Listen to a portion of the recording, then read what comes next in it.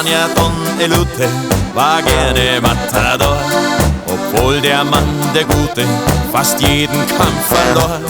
Er stieg in die Arena und tanzte mit dem Stier, so wie mit Magdalena an Boris 2, 3, 4. Boris tanzt man überall, auf jeden Fleck der Welt. Selbst Rio hat im Karneval auf Boris umgestellt.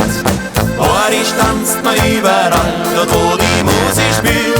In unserer Heimat Oberpfalz, genauso wie auf Sylt.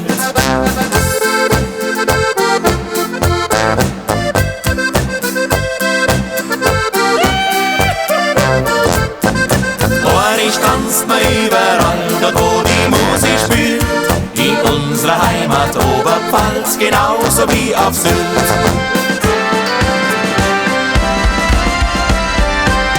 Der Schotte Scott McKenzie bläst gerne Dudelsack für seine Freundin Nancy, die er so gerne mag.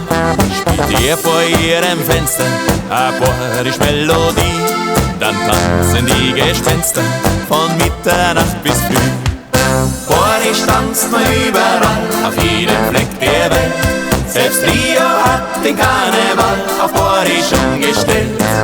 Boris tanzt man überall, dort wo die Musik spielt. In unserer Heimat Oberpfalz, genauso wie auf Sylt.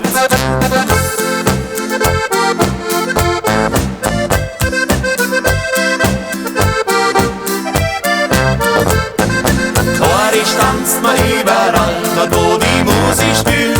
In unserer Heimat Oberpfalz, genauso wie auf Sylt.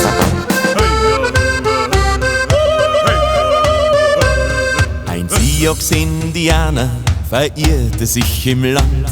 Bis heute weiß noch keiner, wie er nach Bayern fand. Hier hört er den Rhythmus so ähnlich wie daheim, bei dem jeder mit muss, egal von welchem Stamm.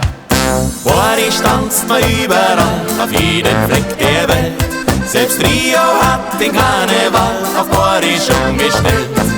Boris tanzt man überall, dort wo die Musik spielt. In unserer Heimat Oberpfalz, genauso wie auf Sylt.